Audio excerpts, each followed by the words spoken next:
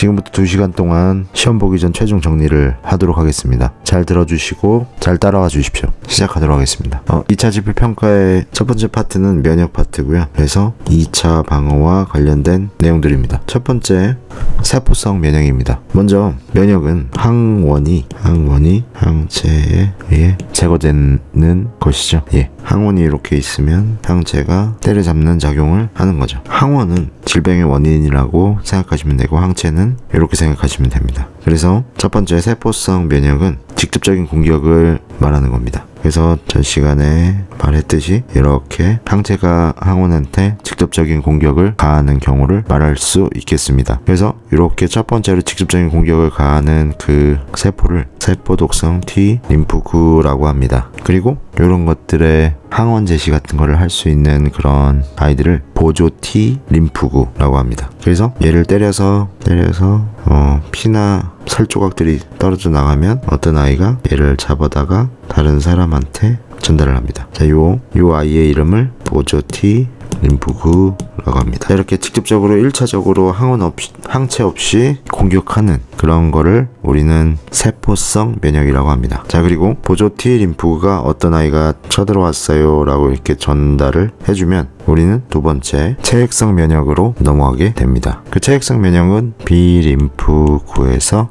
작용을 하는데, B림프구는 항체를 만들어내는 형질세포와 그리고 누가 왔다고 이야기를 해주는 기억세포가 있습니다. 이 기억세포의 역할은 항원에 기록을 하고 있습니다. 어떤 아이가 쳐들어왔는지 그런 것들을 기억하는 역할을 하고 있습니다. 자, 이 기억세포는 나중에 기억하고 있다가 두 번째 침입이 이루어지면은 형질세포로 만들어진 다음에 얘도 이 역할을 합니다. 자, 그래서 자, 어떤 항원이 첫 번째 침입했을 때 항체 수의 변화를 한번 알아볼게요. 지금 세포성 면역과 체액성 면역 둘 다 한번 알아보도록 하겠습니다. 자, 보시면 처음에 항체 수는 이 아이가 어떤 아이인지 파악하고자 이렇게 가는 겁니다. 그래서 완전히 제압하면 줄어들겠죠. 그리고 2차 침입이 오면은 기억세포가 잘 기억해놨다가 항체를 만들 준비를 해서 형질세포로 바꾼 다음에 형질세포가 분화되어 항체 수가 폭발적으로 증가하게 됩니다. 자, 우리는 두 가지 패턴을 꼭 기억해 두셔야 합니다. 이게 뭐냐면, 자, 요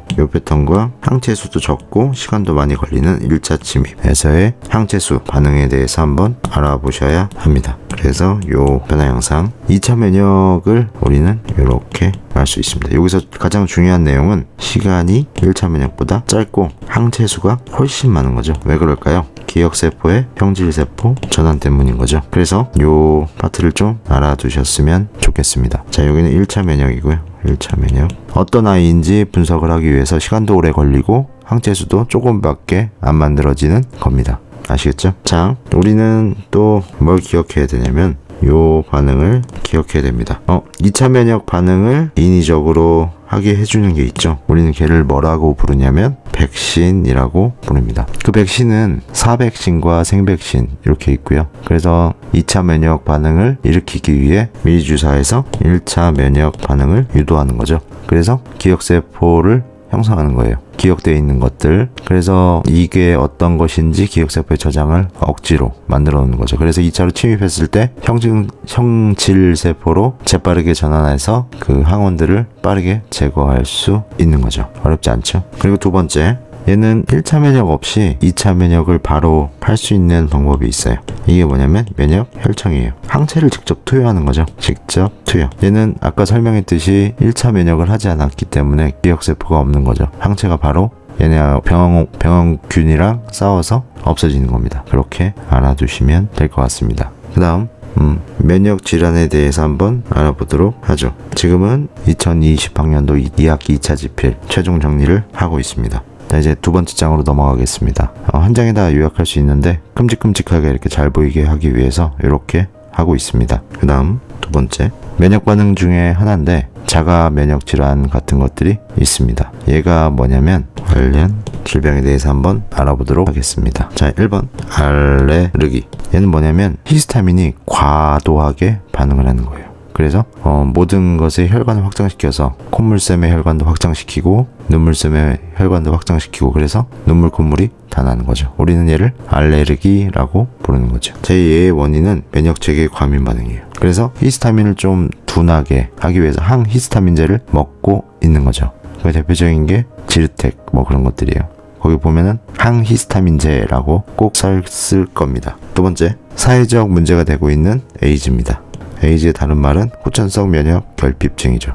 얘의 증상은 뭐냐면 후천적으로 바이러스에 감염돼서 HIV 감염돼서 면역을 할 수 없는 그런 작용을 하는 거죠. 그래서 어떻게 파괴하냐면 보조 T 림프구를 파괴하는 거예요. 그래서 면역 능력을 상실하게 됩니다. 어떤 애가 쳐들어왔는지를 모르는 거예요. 그래서 통신 수단이 없으니까 자가 면역 질환이 붕괴돼서 아무것도 못하게 되는 거죠. 그래서 항체를 만들 수 없기 때문에 면역이 결핍되는 거예요. 그 다음 세 번째, 자가 면역 질환 같은 것들이 있습니다. 얘는 뭐냐면 자기 몸을 구성하는 조직이나 세포를 공격하여 발생하는 질환이죠. 대표적인 게 류머티스 관절염. 자기 면역 질환 세포들이 마구 공격하는 거예요. 그래서 손이 굽고 아프고 하는 거죠. 어려운 질병이죠. 그리고 일형 당뇨가 있어요. 당뇨병에는 1형과 2형, 그게 당뇨병이죠. 다음 세 번째, 혈액의 응집입니다. 이건 실험도 한번 해봤죠, 그죠? 그래서 안티 A 그리고 안티 B 이렇게 있을 때 이렇게 점점점점 이렇게 응집원이 발생하면은 A형, 그리고 B만 이렇게 응집원이 발생하면은 B형이라는 거죠. 둘 다 발생하면 AB형, 아무것도 발생 안 하면 이렇게 깨끗하면은 O형이라는 거죠. 뭔지 알겠죠? 이건 따로 깊숙하게 설명하진 않겠습니다. 쭉 한번 봐주시면 될 것 같고요. 그다음 네 번째, 생태계입니다. 생태계는 크게 두 가지로 구성할 수 있어요. 자, 일단 하나하나를 우리는 개체가 모이면은 개체군, 개체군이 모이면 군집, 군집이 모이면 생태계가 되는 거죠. 그래서 이 생태계는 첫 번째, 생물적 요인, 우리 같은 들이 생물적 요인이죠. 그리고 비생물적 요인, 그런 것들을 제외한 여러 가지가 있겠죠. 땅, 물, 바람, 일조량, 이런 것들이 비생물적 요인에 들어가게 되는 거죠. 그래서 이렇게 생물적 요인이 비생물적 요인한테 영향을 주는 것을 우리는 작용, 비생물적 요인이 생물적 요인이 비생물적 요인한테 영향을 주는 것을 반작용, 비생물적 요인이 생물적 요인한테 영향을 주는 것을 작용, 같이 하면 우리는 상호작용을 한다는 거죠. 이렇게 한번 보도록 하겠습니다. 그리고 생태계는 다시 이렇게 세 가지로 역할에 따라서 생산자, 소비자, 그리고 생산자, 소비자, 분해자, 자 이렇게 갈 수 있는 겁니다.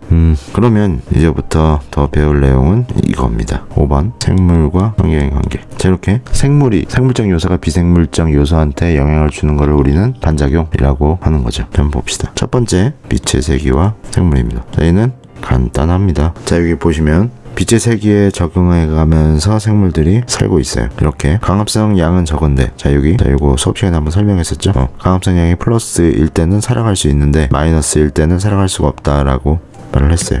그래서 자 여기 보시면 더도 덜도 말고 이렇게 돼 있는 데가 있어요.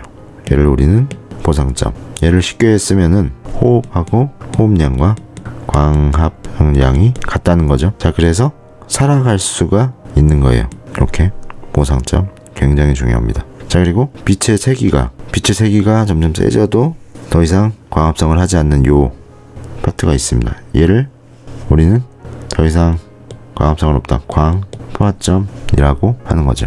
그리고 얘도 마찬가지예요.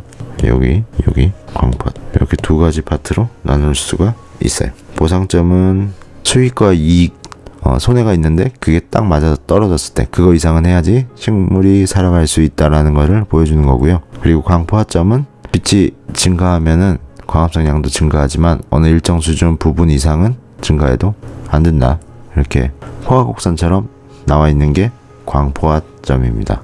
그러면 어떤 특징이 있을까요? 얘네들 강한 햇빛을 받아도 잘 자랄 수 있는 아이를 우리는 양엽, 그리고 적은 온도 속에서도 적은 빛의 세기 속에서도 잘 살 수 있는 아이가 음엽입니다. 얘는 양엽은 두껍고 음엽은 얇을 겁니다. 괜히 두껍게 만들어도 빛의 양이 적으니까 두껍게 만들면 토과도만 떨어지고 빛을 만들 수 있는 시간이 어려운 거겠죠. 그 다음 두 번째, 빛의 파장입니다. 빛의 파장은 수심에 따라서 다르게 도착하겠죠.